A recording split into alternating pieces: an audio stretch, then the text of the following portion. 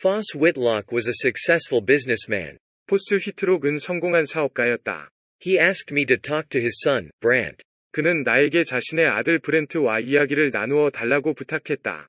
Brant was about to graduate from college. 브렌트는 대학을 졸업하려던 참이었고, and was obsessed with the idea that he had the potential to be a professional golfer.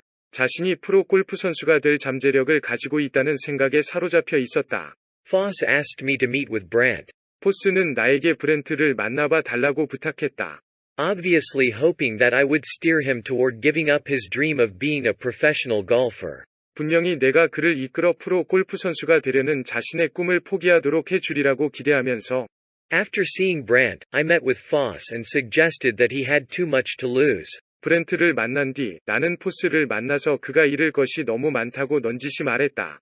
If Brant were deprived of the chance 만일 브렌트가 기회를 빼앗긴다면 to see if he had the right stuff to become a pro golfer, 자신에게 프로 골프 선수가 되기에 걸맞은 자질이 있는지 알아볼. he would never know if he could have been successful. 그는 자신이 성공할 수 있었는지 결코 알 수 없을 것이다. He would then hate his father for the rest of his life. 그러면 그는 남은 평생 동안 아버지를 미워하게 될 것이다. For depriving him of this opportunity. 자신에게서 이 기회를 빼앗아 가버린 것에 대해 What was worse? 더 안 좋은 것은 The possibility of risking some money by supporting his son. 아들을 지원함으로써 어느 정도 돈을 잃을 위험을 무릅쓰게 되는 가능성이었을까? Or running the risk of his son's lifelong enmity. 아니면 평생 아들의 증오를 받는 위험을 무릅쓰게 되는 가능성이었을까? To his great credit, Foss did an about-face and made what I think was the right choice. 그를 칭찬할 만하게도 포스는 태도를 갑자기 바꾸어 내가 생각하기에 올바른 선택을 했다.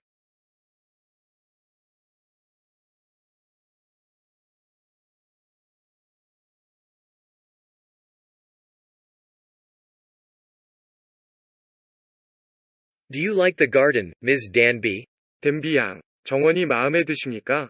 Charlotte spoke softly, her voice no more than a dry whisper. 샤를로트은 조용히 말했고 그녀의 목소리는 무뚝뚝한 속삭임에 지나지 않았지만, But Sarah had no difficulty hearing her. 사라는 그녀의 말을 듣는데 아무런 어려움이 없었다. The accent was more noticeable than it had first been on the telephone. 사투리가 처음에 통화에서 그랬던 것보다 더 뚜렷했다. Yes, she said with a thin smile. 네, 그녀가 엷은 미소를 지으며 말했다. I like it very much. 아주 마음에 들어요. Charlotte smiled appreciatively. 샤를로트은 고맙다는 듯이 미소를 지었다. She pulled open the door and gestured with her hand. 그녀는 문을 당겨 열고 손짓을 했다. Please, won't you come in? 들어오시지 않겠어요? The smile instantly vanished. 미소는 곧 사라졌다. Sarah allowed Charlotte to lead the way. 사라는 샤를로트 이 길을 안내하게 내버려 두었다. Once inside, she was instantly drawn to. 일단 안으로 들어가자 그녀는 곧 마음이 끌렸다. The artful blend of fine decoration. 멋진 장식이 솜씨 좋게 섞여 있는 것에 In this private sector of the house. 그 저택의 이러한 사적인 구역에 It was just like the garden. 그것은 정원과 꽃 같았고 Filled with simplicity and color. 단순함과 다채로움으로 가득 채워져 Much like the former owner, she suspected. 전 주인과 아주 비슷하다고 그녀는 생각했다. Each piece of furniture filled its rightful place with pride. 가구 하나하나가 제자리를 당당하게 채우고 있었다. The paintings on the walls, every one obviously a masterpiece, were each unique. 벽에 걸린 그림들은 하나하나가 분명히 명작이었고 저마다 독특하였다.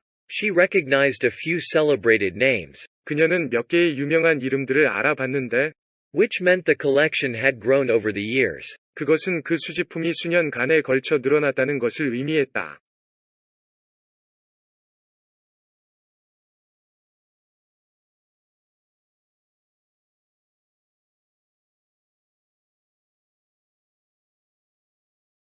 There was Hungry Anderson, who was known to be a tight man with $1. 헝그리 앤더슨이라는 사람이 있었는데 그는 1달러에도 인색한 사람으로 알려져 있었다. He and his wife lived about a mile out of town. 그와 아내는 시내에서 1마일쯤 벗어난 곳에서 살았다. He got his name. 그는 그의 이름을 얻었다. On an occasion when he had a carpenter working on the roof of his house. 한 목수에게 그의 집 지붕의 작업을 하도록 시켰을 때, At noon, it took the carpenter about 6 or 7 minutes to get down off the roof. 정오에 그 목수가 지붕에서 내려오는 데 약 6에서 7분이 걸렸고, and by the time he did, Hungry had eaten his lunch. 그가 내려왔을 때쯤에는 헝그리가 그의 점심을 이미 다 먹어버렸다. He explained that when the carpenter was late, he had thought he didn't want to eat. 그는 그 목수가 늦자 그가 점심을 먹길 원하지 않는다고 자신이 생각했다고 이유를 댔다.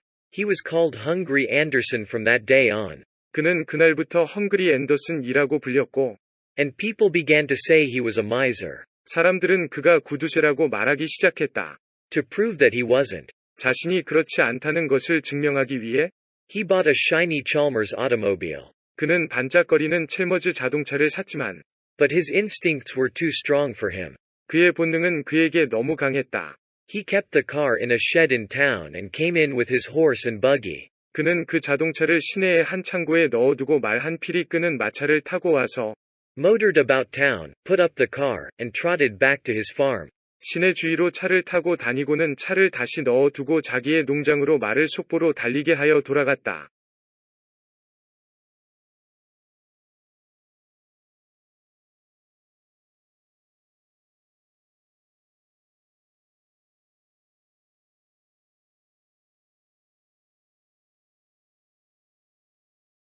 The Prussian king, Wilhelm I, was a conventional man, 프로이센 왕인 위렐름 1세는 극히 평범한 사람으로 and not particularly clever or insightful. 그다지 똑똑하지도 통찰력이 있지도 않았다. In other words, the opposite of his minister, Bismarck. 다른 말로 하면 그의 수상인 비스마크와 정반대였다. He disliked much of what Bismarck did and how he did it. 그는 비스마크가 한 일의 대부분과 그가 일을 하는 방식을 싫어했다. Yet at some level, the king recognized that he and his dynasty needed Bismarck. 그러나 어느 정도 왕은 자신과 자신의 왕조가 비스마크를 필요로 한다는 것을 인정하고 있었다.